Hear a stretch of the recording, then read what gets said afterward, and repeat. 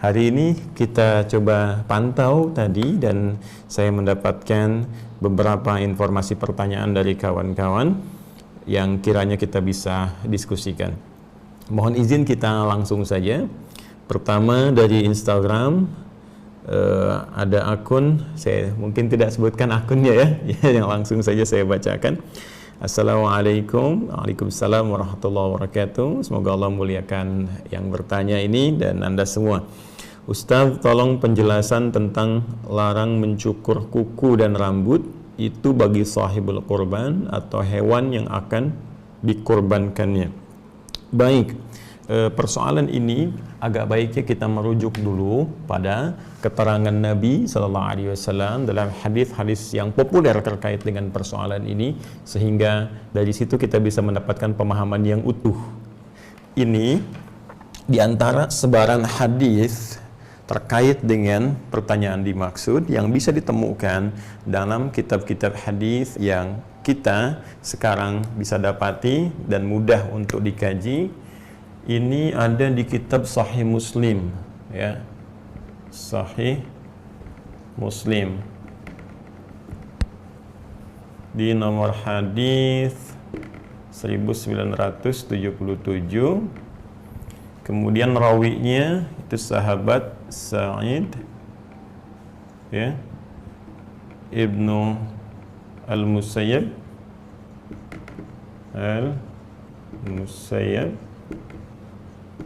referensinya beliau mendapati dari Ummu Salamah radhiyallahu taala anha, ya. Nah, ini baik. Bagaimana bunyi hadisnya? Dari Ummu Salamah radhiyallahu taala anha, semoga Allah memuliakan, menyayangi beliau, direferensikan dari beliau bersumber dari Rasulullah sallallahu alaihi wasallam. Qala, beliau pernah bersabda, "Idza ahalla hilana Dzulhijjah." Saya tuliskan ya supaya mudah kita amati nanti. Idza, ya, ahalla hilala Dzulhijjah, hijjah, wa arada, demikian redaksi hadisnya, wa arada ahadukum an yudahhiya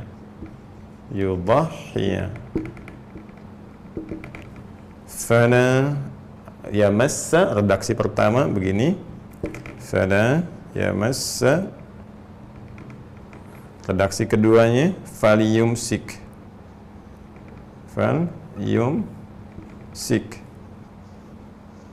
ya, min sya'rihi wa azfarihi. Nah, ini redaksinya, ya, rawahu Muslim. Demikian redaksinya teman-teman yang bisa kita kemudian tuliskan. Idza ahalla hilala Dzulhijjah, jika, kata Nabi SAW, telah diketahui awal bulan Dzulhijjah, ya, hilal yang dimaksud di sini ahalla itu muncul di awal, ya, hilala jadi hilal.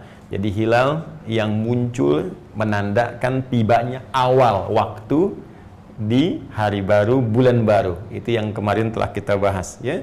Hilal pertama yang muncul setelah proses konjungsi ijtima', ya, kemudian terlihat penampakannya atau diketahui melalui perhitungan hisab dalam pandangan astronomi seperti telah kemarin dijelaskan. Ini telah diketahui khusus Dzulhijjah yang menunjuk munculnya awal bulan Dzulhijjah. Diketahui tanggal 1 seperti kemarin telah dilakukan proses pengamatan hilal, perhitungan, dan telah diketahui ya besoknya ditetapkan 1 Dzulhijjah. Jatuhlah pada hari ini bersamaan dengan hari Rabu 22 Juli tahun 2020. Nah, ini sudah ketahuan sekarang tanggal 1. Wa arada ahadukum. Dan di antara kalian, kata Nabi sallallahu alaihi wasallam, menunjuk kepada kita umatnya, ada yang berkeinginan an yudhhiya, untuk berkurban, ya, dalam proses nanti saat masuk Idul Adha, dimulai dari tanggal 10, ya, berlanjut nanti di hari tasyrik setelahnya 11, 12, 13. Jika dari sejak awal bulan Dzulhijjah ini sudah masuk, ada di antara kalian yang berkeinginan untuk menyembelih hewan kurban, ya, ikut berkurban kalau dalam redaksi bahasa Indonesianya. Fala yamassa, ini redaksi pertama, maka jangan sekali-kali menyentuh. Redaksi kedua, falyumsik, maka hendaklah ia menahan, ya, untuk tidak mengerjakan. Ini Ustadz kok ada 2 redaksi, bahkan bisa banyak redaksi, 3, 4, 5, 6, 7 dalam satu esensi yang sama. Itu informasinya disampaikan dengan diksi yang bisa berbeda walaupun substansinya sama. Kenapa? Karena hadis itu berbeda dengan Al-Quran. Al-Quran lafaz dan maknanya langsung dari Allah Subhanahu wa Ta'ala, dijaga oleh Allah dan tidak akan mengalami perubahan walau satu titik harokat pun. Jadi saat kita membacanya pasti akan sama dari sejak diturunkan sampai dengan sekarang. Dulu Iqra, sekarang tetap Iqra. Dulu Alam Nashrah, sekarang tetap Alam Nashrah. Yang di Al-Baqarah, yang di Ali Imran, Alif Lam Mim, sampai sekarang pun tetap Alif Lam Mim, ya, tidak tertukar menjadi Alam atau yang di Alam Nashrah menjadi Alif Lam Mim sampai sekarang. Ya, dan itu ada jaminan di Quran surah ke-15 ayat ke-9. Inna nahnu nazzalna dzikra wa inna lahu lahafizun.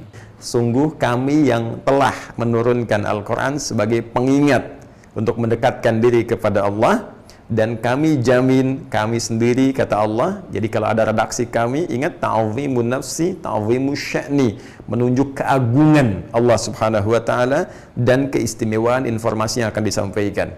Jadi kalau menerjemahkan lengkapnya begini, dan demi keagunganku dan kemuliaan Al-Quran yang diturunkan ini, akan dijaga Al-Quran ini sampai kapanpun sehingga tidak mengalami perubahan sedikit pun. Berbeda dengan hadis. Hadis maknanya disampaikan, diisyaratkan oleh Allah kepada Nabi sallallahu alaihi wasallam.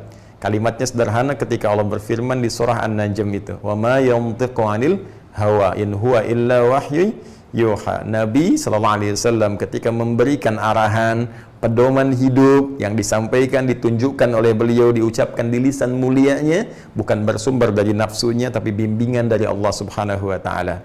Nah, ada yang ketika maknanya diilhamkan, diwahyukan, disampaikan oleh Allah pada diri beliau untuk diutarakan, kemudian diksinya, ya, kalimatnya, pilihan katanya bersumber dari lisan beliau. Jadi maknanya dari Allah, lafadznya dari Nabi sallallahu alaihi wasallam. Itulah hadis.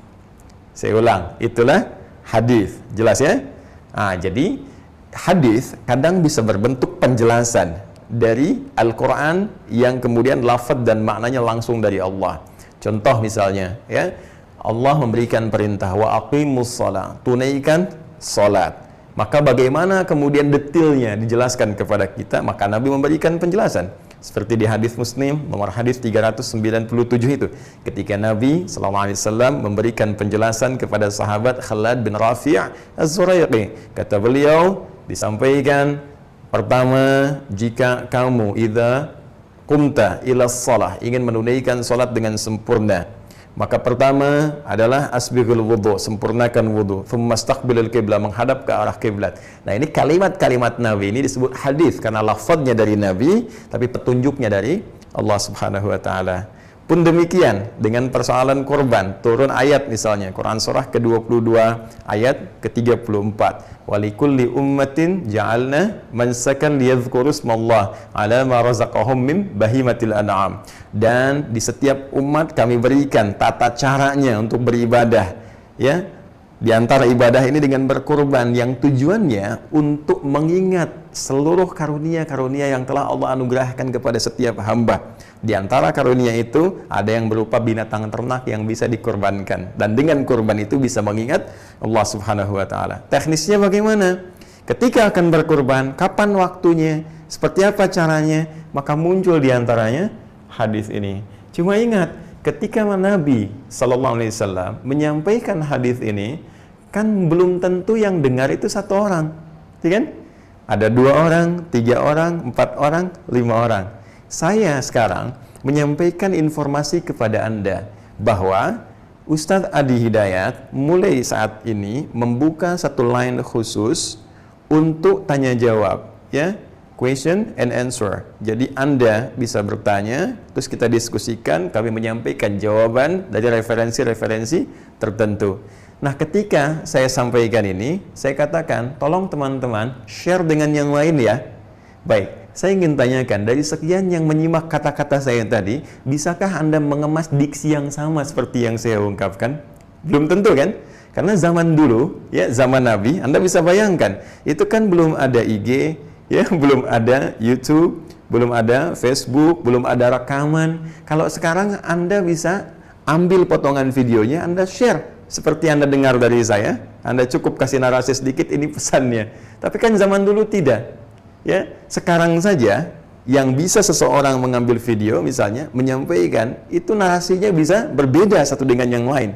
Maka bagaimana di zaman Nabi ketika beberapa orang mendengar informasi, lantas setiap orang ingin menyampaikan lagi pada yang lainnya? Ya, bisa dipastikan setiap orang akan membawa pesan yang sama, substansi yang serupa, tapi mungkin dengan diksi yang berbeda. Si fulan menyampaikan dengan cara A, si fulan cara B, tapi isinya sama. Itu yang menyebabkan kadang dalam satu persoalan hadis ada beberapa diksi yang tidak serupa, tapi pesannya sama. Ya, termasuk persoalan yang Anda tanyakan ini. Yang satu fala yamassa, yang satu falyumsik. Maka hendaklah ia tidak menyentuh, atau hendaklah ia menahan diri untuk tidak mengerjakan. Apa yang dikerjakan di sini maksudnya?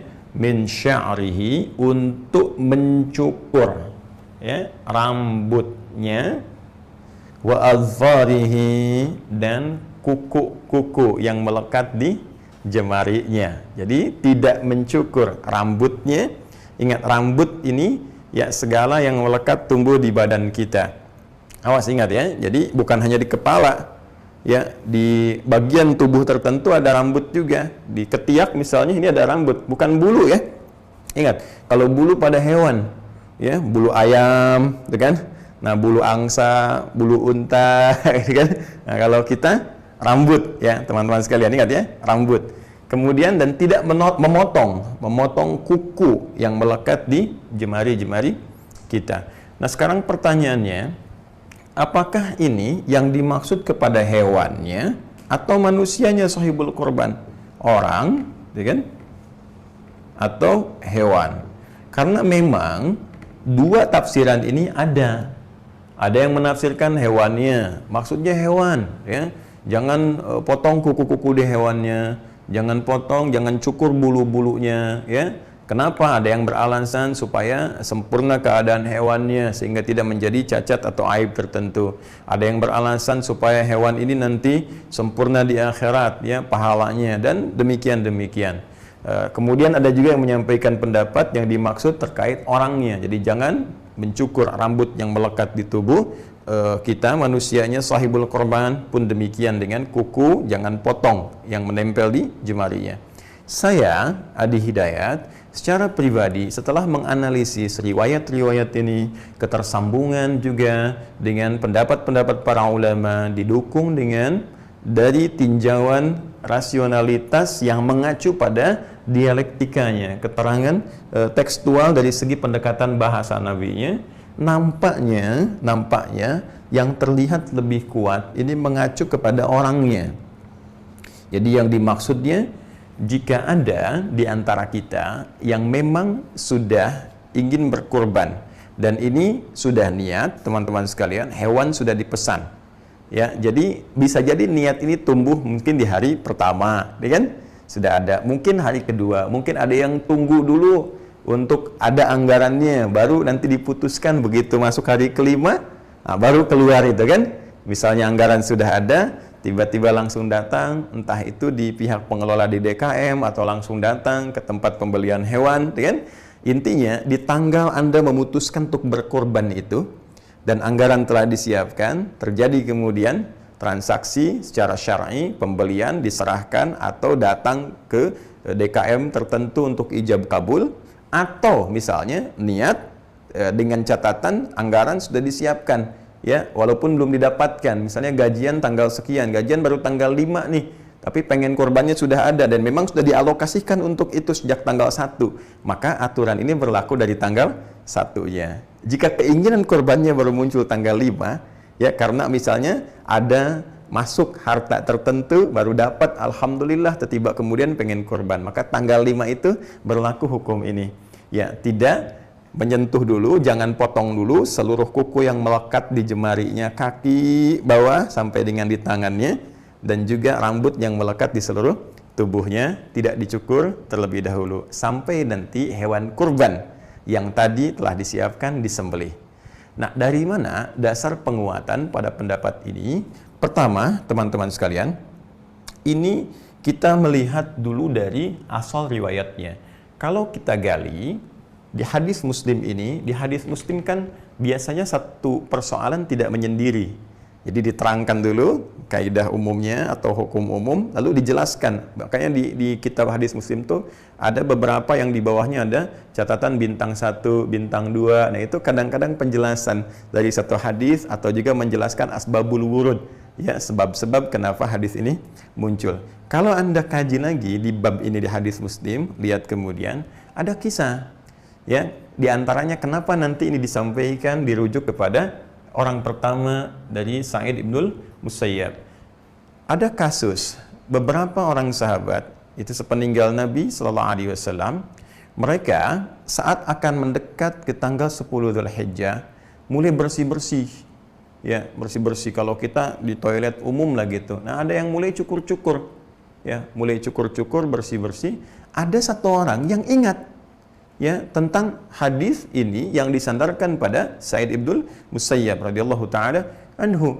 Nah, saat itulah kemudian orang ini mengingatkan, ya, saya kayaknya dengar deh, ya, ada satu riwayat kita nggak boleh potong-potong dulu begini, nggak boleh cukur-cukur dulu, bersih-bersih begini, ya, sampai nanti hewan kurbannya dipotong. Baik, maka untuk mengentaskan keraguan, datanglah kemudian mengklarifikasi kepada Sa'id ibnul Musayyab radhiyallahu taala anhu. Di klarifikasi ini disampaikan, tadi ada peristiwa begini, ini hendak mendekat kepada Idul Adha, ada teman-teman berkorban tapi sudah bersih-bersih. Maka disampaikanlah oleh beliau hadis yang tadi, lalu diberi komentar, hadzal hadis qad nusiya wa turika. Hadis ini banyak yang telah melupakan. Ini kayaknya hadis ini banyak orang lupa. Kan kalau sudah lupa suka nggak ingat kan? Nah, jadi banyak yang tidak ingat tentang hadis ini sehingga amalnya ditinggalkan. Karena lupa, tertinggallah amalan itu. Nah, ini kisahnya.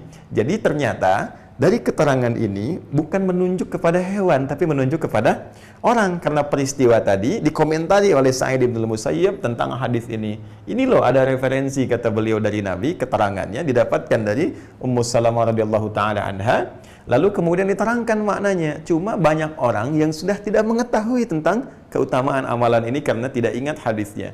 Jelas? Satu. Baik, yang kedua, teman-teman sekalian, dari segi siyak, ya, perhatikan konteks kalimatnya. Nabi di sini menjelaskan, ini dari segi bahasa ya, jika telah tiba awal bulan Dzulhijjah, hilalnya telah muncul seperti tadi dijelaskan, wa arada ahadukum, ini ataf wawunya ya, diikutkan kepada keterangan awal Dzulhijjah. Ini fi'il madhi, wa arada, dan ada keinginan. Mana fa'ilnya, subjeknya? Ini ahad, ya, seorang di antara kalian. Baik ya, ahadukum mudhaf ilaih, karena itu tanwinnya hilang. Ini fa'ilnya, ini subjek, ini kata kerjanya, predikatnya, fi'il madhi, perhatikan di infinitif. Ini subjeknya. Dan seorang di antara kalian, satu orang di antara kalian, ya, biasa ini sifatnya umum. Bila ada satu di antara kalian, artinya kan menunjuk kepada setiap person, siapa saja bisa melakukan, gitu ya. Baik, an yudhhiya, ingin berkurban, ingin menyembelih hewan. Jadi ada seseorang saat akan masuk awal Dzulhijjah memang berniat untuk kurban. Ini menunjuk ke orang. Perhatikan baik-baik. Nabi di sini tidak berbicara tentang hewannya. Nabi berbicara tentang orangnya. Ingat ya? Kemudian fala yamassa falyumsik. Ini konsisten. Kata gantinya kembali, maka hendaklah ia tidak memotong. Ini dhamir itu kata ganti ya. Kata gantinya kembali kemana? Mustahil ke hewan. Karena hewan di sini tidak disebutkan. Jelas? Ya, kata ganti kembali kepada orang. Fala yamassa, maka hendaklah ia, seorang ini nih, yang ini, fa'il ahad. Jadi kalau kita belajar di ilmu nahwu, kita akan ketahui ya bahwa di sini ada fa'ilnya mana? Dhamir mustatir taqdiruhu huwa ya'udu ila ini ahad. Ya, kata gantinya huwa ini. Huwa ya kan? Wa huma hum hiya huma huna hunna anta antuma antum anti antuma antunna ana nahnu. Ini huwa, dia. Kembali ke sini ya. Dia ini orang yang akan berkorban ini hendaknya menahan diri untuk tidak mencukur atau memotong. Hendaklah jangan menyentuh sama sekali. Nah, apanya? Rambutnya. Maksudnya jangan menyentuh di sini, jangan cukur ya. Terus jangan potong rambutnya. Tuh konsisten kata gantinya.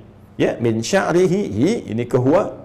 Ya, asalnya hu, tapi karena ada huruf jar min, jadi harakatnya ikut ke sini. Syi'ri, ya, ini isim, ya, kemudian majrur karena mim, kemudian tanwinnya hilang, liidhafati ada dhamir karena mudhaf ya kepada dhamir. Ya, ini mudhaf ilaih takdirnya. Huwa karena ini harakatnya ada min, huruf jar, maka ini ikut i, min sya'rihi. Ya, min ila an ala fi rubba ba kaf lam. Kalau ada huruf ini sebelumnya maka harakat setelahnya standarnya menggunakan kasrah. Jadi ini konsisten kembali ke huwa ke sini. Ya, ke sini. Kemudian adharihi, kuku-kukunya sama, hu-nya juga huwa-nya ke sini lagi. Jadi tidak ada yang menunjuk hewan di sini. Karena itu kita bisa simpulkan bahwa keterangan dari satu asbabul wurud, sebab-sebab munculnya hadis ini salah satunya menerangkan tentang kejadian orang. Konteks pembicaraan yang disampaikan Nabi pun di hadis ini merujuk kepada orang, tidak ditemukan hewan. Jelas? Dua. Yang ketiga, teman-teman sekalian, kita ambil secara logika, rasionalitas. Mohon izin, apa faidahnya potong kuku hewan? Baik, rasanya kok sulit ditemukan dalam karakter kebiasaan. Kalau manusia itu terbiasa potong kuku. Nah sekarang Anda mau potong kuku sapi, mau ngapain gitu? Ya, dan saya tidak membayangkan begitu mau dipotong mungkin sapi bereaksi kakinya ke depan atau kambing gitu ya. Nah jadi ini di luar kebiasaan gitu ya. Ini mohon izin, ini kan diskusi ilmiah gitu ya. Jadi kita bisa melihat apa yang kira-kira argumentasinya bisa menguatkan dan meyakinkan kita bahwa ini yang dimaksudkan oleh Nas. Jadi secara rasional yang menunjuk kepada karakteristik potong kuku dan cukur rambut itu kan lebih ke manusia. Ya jarang-jarang ke hewan. Betul sebagian hewan ada yang dicukur rambutnya. Tapi pernah nggak gini? Ada orang cukur rambut kerbau, ya bulu kerbau misalnya, ya bulu sapi. Bulu unta, kambing mungkin, tapi tolong jelaskan pada saya bagaimana caranya mencukur bulu unta, ya, kerbau, sapi. Kan di sini kita penting untuk menganalisis dari segi rasionalitas, ya, kemudian nasnya juga sehingga bernas apa yang disampaikan dan juga konteks dari segi dialektika kebahasaan. Dan semua tiga unsur ini terpenuhi untuk menunjuk kepada manusianya. Apa hikmah? Sekarang bagian terakhir, karena agama din tidak akan lepas dari hikmah. Di antara fungsi Nabi ketika beliau ditetapkan sebagai Rasul itu menjelaskan hikmah. Jelas di Quran surah ke-2 ayat 129 dan dikuatkan di ayat 151. Di ayat 151 penegasannya jelas. Kama arsalna fikum rasulan minkum yatlu alaikum ayatina wa yuzakkikum wa yuallimukumul kitaba wal hikmah. Menjelaskan hikmah. Ya, esensi dari sebuah perintah juga larangan, apa esensinya, apa manfaatnya. Baik, di antara yang patut diketahui bahwa Allah Subhanahu wa taala mengapresiasi ibadah yang sangat tinggi nilainya ini. Tidak mudah setiap orang bisa berkurban karena ia harus mengorbankan kadang harta yang sangat dia cintai. Dia berusaha dulu, ya, untuk kurban mesti ada pengorbanan. Jadi kadang-kadang ada satu sandingan yang erat antara kurban dengan korban harta, korban tenaga, korban keringat untuk mencari, lalu dijadikan sebagai wasilah untuk mendekat kepada Allah Subhanahu wa Ta'ala. Maka ini yang dilihat oleh Allah, ini yang diamati, sehingga Allah langsung memberikan statement, la yanalallaha luhumuha wa dima'uha walakin yanaluhu taqwa minkum. Allah tidak akan pernah melihat, ya bahkan tidak akan sampai redaksi Qurannya, ya, yang dagingnya atau bahkan darahnya ini tidak akan sampai kepada Allah, karena yang dibutuhkan itu, ya, oleh kita semua untuk menunjukkan kepada Allah itu takwanya. Jadi yang sampai kepada Allah takwa. Allah nggak butuh dagingnya, Allah nggak butuh darah hewan kurbannya, bukan itu yang sampai kepada Allah takwanya, kepatuhan kita, kesungguhan kita, ketaatan kita kepada Allah Subhanahu wa Ta'ala.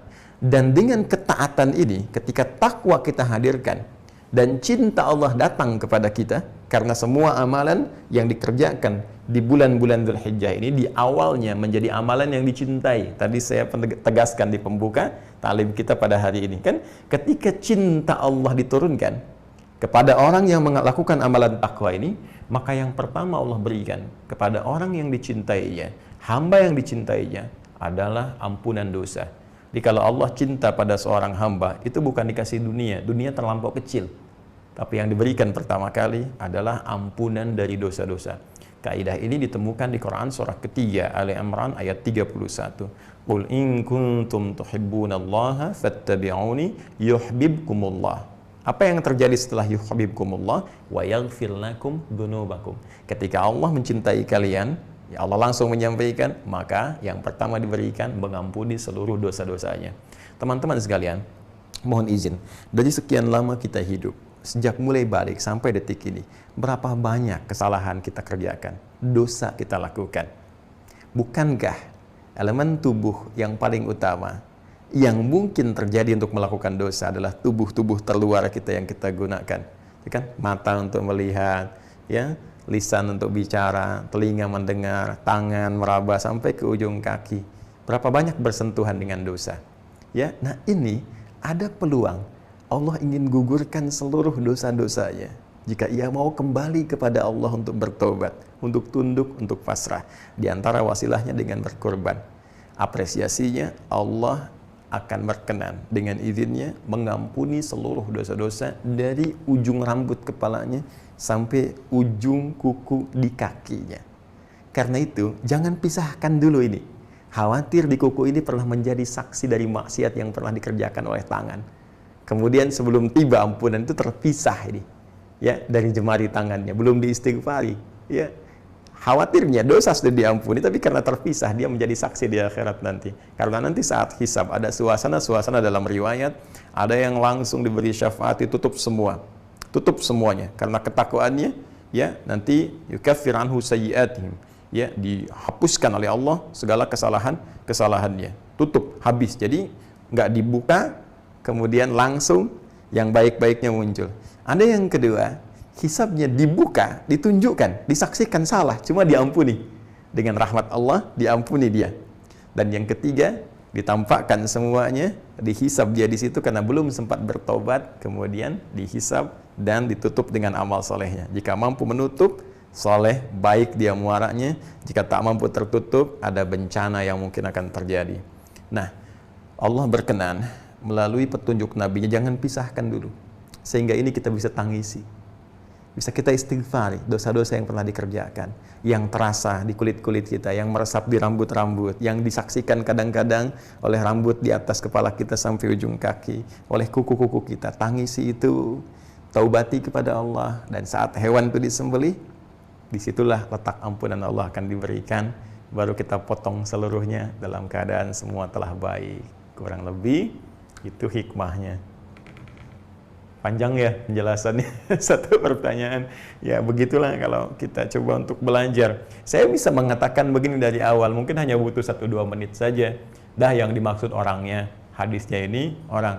Tapi kan mungkin perasaan dan pemahaman Anda tidak seperti kita telah belajar tadi. Ya, jadi mohon izin, nanti insya Allah teman-teman kalau ingin singkat, ada beberapa ustadz-ustadz yang kajiannya menyampaikan secara singkat, jadi mudah dan sederhana untuk diambil. Tapi kalau ingin sedikit mendalami, mungkin tawaran yang kami sampaikan dengan paparan yang kita coba utarakan bisa memberikan alternatif dan semua ada nilai kebaikannya, insya Allah.